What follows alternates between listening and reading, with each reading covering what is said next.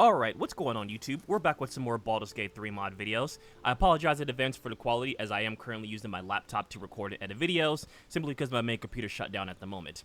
Anyway, that's not going to stop me from trying to make content for you guys, and hopefully you guys enjoy the videos regardless. Today we're going to be taking a look at another mod pack from Dawnstar. This is called Dawnstar's Arcane Spells. This is a collection of 3 cantrips, 12 spells that are available to Wizards, Warlocks, Sorcerers, Eldritch Knights, Clerics, Bards, and Druids.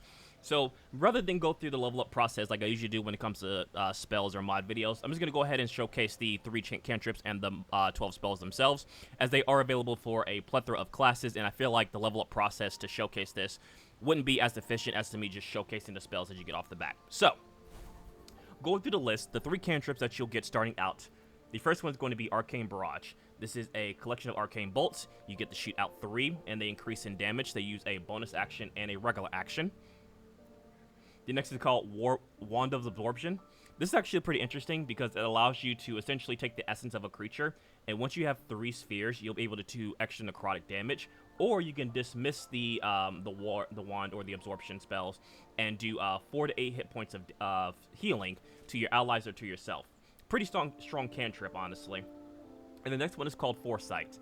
Foresight is a glimpse into the future. You and your allies' next spell, attack, roll, or saving throw from spells before its end of yours has advantage. Essentially, just to kind of give you advantage on hit. So if you notice that you're missing enemies, it's a bonus action. You can use it once per battle. So not broken, but still relatively strong.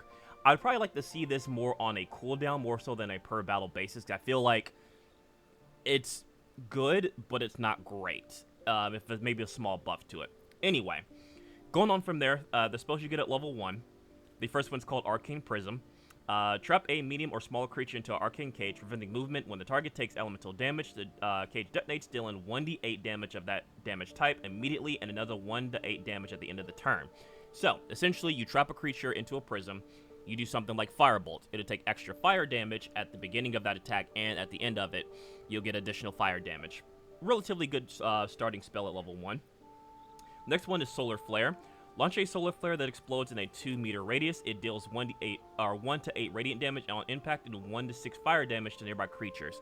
So a really good area of attack spell. It does pretty good amount of damage overall for a level 1 spell. It's really good for crowd control. At level 2, we get Arcane Aegis.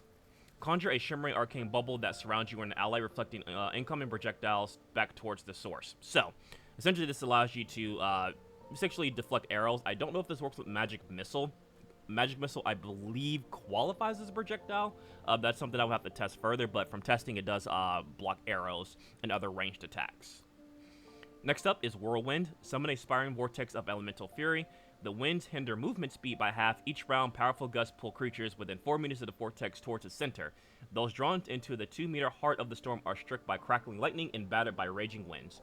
So essentially, as long as the spell is up, it will continue to try and drag those creatures, provided they fail a saving throw, into the center of the spell itself. So it kind of keeps them trapped into an area which you can use more area of effect attacks, or if you're trying to isolate a single target, this is really good at doing that. At level 3, you get Disc Flight. Acquire the ability to fly on Arcane Disc. While active, you cannot be enwebbed, entangled, or ensnared, and you cannot slip on grease or ice. Another concentration spell that just allows you to have better movement speed and able to get around the battlefield a lot easier. Next up is Fireworks. Unleash a dazzling burst of radiant fireworks that scorches nearby creatures and may blind them. Undead and fiends take additional 1 to 10 radiant damage, and the explosion dispels magical darkness in the area. It's actually really cool, so if you have someone using Hunger of Hadar or just using the darkness spell, you can use Fireworks to dispel that, getting rid of the darkness itself. Next up, we have All-Seeing Eye. Summon an ethereal eye that pierces all deceit. It reveals invisible enemies and grants foresight to you and your allies. Allies gain advantage on saving throws, and enemies suffer disadvantage on attack rolls within the eye's gaze. So again, really good for like kobolds or other creatures that use invisibility, or I think even shadow creatures that use the shadows to turn invisible is actually a really, really good spell to use. It is a concentration spell, so just be aware of that. So you want to kind of keep yourself out of harm's way while you're using this so you don't break concentration. Next up is Soul Split. Release a burst of psychic force that knocks a portion soul out of enemy creature's body. Attack rolls against the affected creature have advantage, while its attack rolls also suffer disadvantage. When it takes damage, the soul snaps back, dealing a further 4 to 6 psychic damage. Haven't really tested this one as of yet, so we'll definitely take a look at that when we do the showcase here. Next up, we have Elemental Exposure. Conjure a circle of crackling runes that unravel elemental warding in a 4-meter radius. All creatures within the sigil become vulnerable to lightning, fire, thunder, and cold damage. Leaving the circle immediately ends the effect. So this is really good if you have creatures that are more resistant. You can pop this and make them now vulnerable to it, which means they do additional damage to those elemental types. So really good to combo this with a sorcerer or a wizard to have your elemental damage do a lot more damage. Next up, we have from the Ashes. Release a blast of Phoenix Fire. When the blast kills an enemy, you regain hit points equal to the damage dealt. So this is really good to finish off enemies. It is a level 5 spell, so it is pretty powerful, but you can use this to finish off enemies, get a little bit of hit points back. It does both fire and radiant damage, which are really two strong elemental damage that you can do. You can also boost the damage of that with things such as I forgot the name of the spell. Oh, Elemental Exposure. You can boost those and combos those together to get a little bit more damage out of that. And then finally at level 6, we have Arcane Binder. Channel a powerful enchantment, become invulnerable but incapacitated. Enemies that begin their turn within range risk becoming bound, unable to move, act, or act for 1 turn. So essentially, this is just a way to stop an enemy from doing anything, but you can't attack that enemy. So if you feel like you need to isolate someone, you can pop this and keep them out of the fight for a while. However, you can't do actual damage to them. And any enemies that kind of step into that or around that Arcane Binder are also bound or have a chance of being bound for 1 turn. So really good spell if you're looking to isolate, not necessarily good for, like, obviously, you know, destroying enemies. And then finally, we have Magic in a Bottle. Store your magic inside a potion bottle and stow it away for later use. When consumed, it grants temporary level 6 spell slot. When thrown, it erupts in a devastating 4-meter burst of chaotic elemental energy. So basically, you can pop this at the beginning of a short rest or a long rest, or afterwards. You'll have that stored away, and then you can either consume it to give yourself a level 6 spell slot when you need it, or if you need that burst of elemental damage, seeing as it does thunder, cold, fire, and lightning damage, you'll do really good amounts of damage, anywhere from 20 to 80 points of damage. So really strong pocket spell that you can keep. So I'm going to go ahead and showcase this rather than doing a combat scenario, as I feel like this would be a little bit easier, make the video a little bit shorter rather than going through like a combat scenario within Trials of Tap. So give me a moment to set that up. Alright, so we gone ahead and got ourselves a little combat scenario here within camp. This is with a ring if you want to do this yourself. It's with the training ring. You can find this in the mod configuration menu. It allows you to basically summon creatures to test out spells on. You can summon a tutorial chest, certain items and things like that. We're just using one of the spells called Summon the Chad to give us an enemy that we can use. You can also see down here we have plenty of spell slots and things that we can mess around with. So we have quite a bit that we can do here. So we're going to go ahead and start off with the Cantrip, Arcane Barrage. Each one of these spells has their own special effects, which is why I love Dawnstar's spell packs, because you can tell they really put in a lot of work and time into these, especially with like the effects and the animations, and just the new things that you see with these spells. So,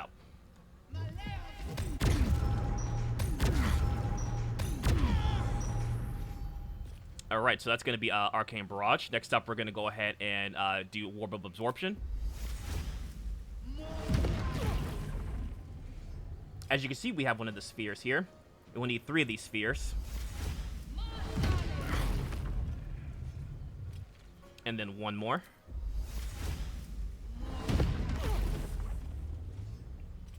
Alright, so now that we have 3 spheres, we should get an additional action here in order to disperse it if you want to heal.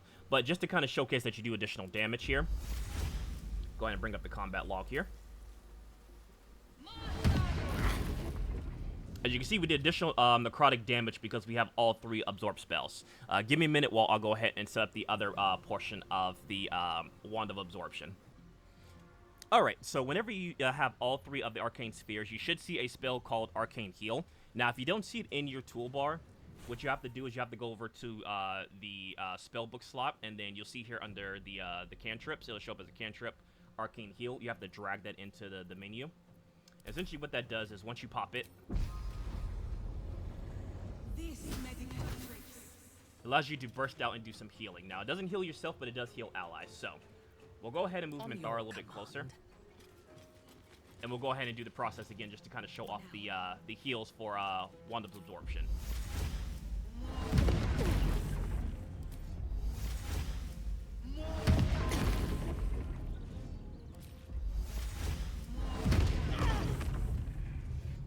Alright, and then again, You have to come in here and actually drive the spell out. Hopefully this is something that maybe I'm doing wrong. It doesn't really appear up in my combat wheel here. It could be something that I'm doing personally. But anyway, that's the way to kind of resolve that. As you can see there, we healed Manthar for 32 points of damage, or 32 points of hit points. So moving on from there, we have Arcane Prism. We can upcast this if you like. As you can see, as you upcast, it does additional damage overall. So if you want to upcast this to level 7, you could. And as you can see, it is trapped in an Arcane Prism. Now if we do elemental damage, which we'll go ahead and cast Firebolt. But just before that, we'll go ahead and take a look. See, Arcane Prism. Immobilized inside an Arcane Cage. When you take elemental damage, the cage detonates, dealing 7 to 56 damage of that damage type immediately, and another 7 to 6 damage at the end of its turn. So, what we're going to go ahead and do. As you can see, it did additional 38 points of damage. Now, if we wanted to end our turn here, which we'll go ahead and do that now. Unleash. And then we'll end Manthar's turn. As you can see, the Prism burst and did additional points of damage. So moving on from that, we have Arcane Aegis. Now we can cast this on ourselves. And we also cast this on an ally, but it is a concentration spell, so we'll lose it on ourselves, so you can only be cast it one at a time. You can also upcast this if you like. It asks for a longer duration if you do upcast it. So if he was to do a ranged attack, we're going to go ahead and test this here with Firebolt. There you go. As you can see, the projectile was deflected back to me, which broke our training spell. So we're going to go ahead and summon the Chad back here again. And moving on from there, we'll go ahead and take a look at Solar Flare. This can also be upcast.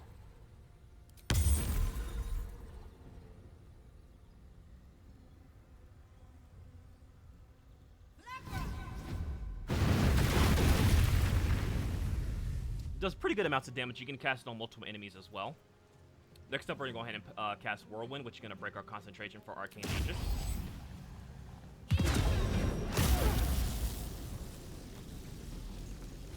As you can see, he is in the center of the tornado, so we're going to go ahead and end our turn. Ready for battle.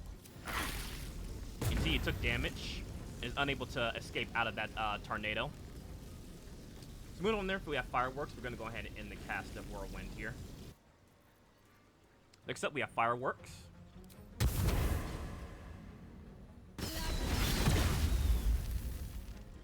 You see it's cast from where the target, or not where the target, where the caster is.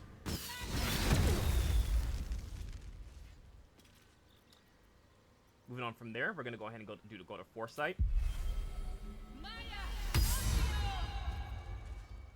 And see, your spell attack rolls or saving throws from spells before end of your turn have advantage. So now we have advantage on any spell that we cast. So let's say we want to cast from the Ashes. Now we have advantage on that spell.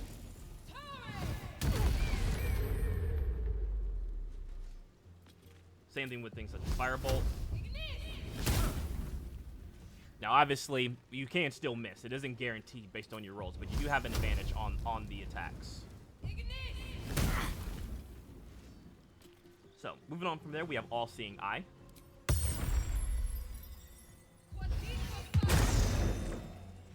Again, I love the effects that Dawnstar puts into their mods.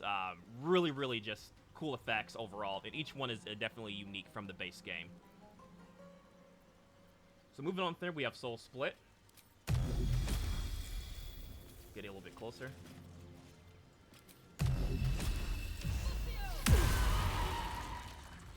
As you can see, the soul is now split. If we take a look, this part of the creature has had their soul detached from its body. Attack rolls against the creature have advantage, while attack rolls also suffer disadvantage.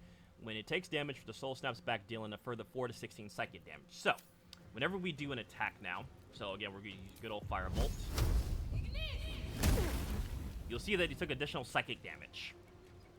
And the soul got put back into his body. So, while it says it lasts for 10 turns, the next attack will usually pop the soul back into the body, dealing that additional psychic damage. I would like to see maybe the soul last a little bit longer, seeing as it is a level 4 spell slot. But, however, It is pretty strong, especially if you take advantage of the other spells you can do to combo into this. So moving on from there, we have Arcane Binder.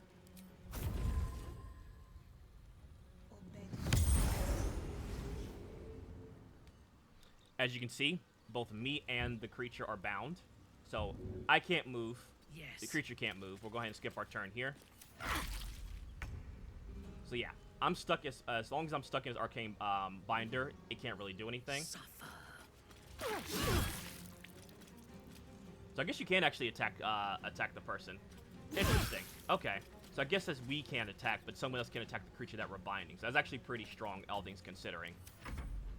I didn't think it was that strong. So if you ever want to end the Arcane Binding, we'll go ahead and just cancel that. And then from there, we'll have Elemental Exposure. Now the chat is effective with Elemental Exposure. We take a look. We now see that they have vulnerability instead of any resistances. They're all vulnerable to thunder damage, fire damage, lightning damage, and ice damage, or cold damage. So now these attacks will do a little bit more damage because they are vulnerable. So Firebolt's going to do close to that maximum damage just because they're now vulnerable to it. The last spell that we're going to showcase here is Magic in a Bottle. Go ahead and cast this. Also now we have the item Magic in a Bottle. So if you want to consume it, we get an additional level 6 spell slot if you want it, or we can decide to throw the spell. And away I go. And as you can see, it does a crap ton of elemental damage here from you see from the combat wheel here. And so that's it for the showcase of the spells themselves. Like I said, I feel like this would be a little bit easier to showcase rather than like go through the combat scenario and try and pinpoint and try and like use all the spells without having to go through actual combat. So let me know what you guys think about this format whenever doing spell showcases and maybe even class showcases rather than me going through the Trials of Tab combat scenario. Let me know what you guys think of this format setup.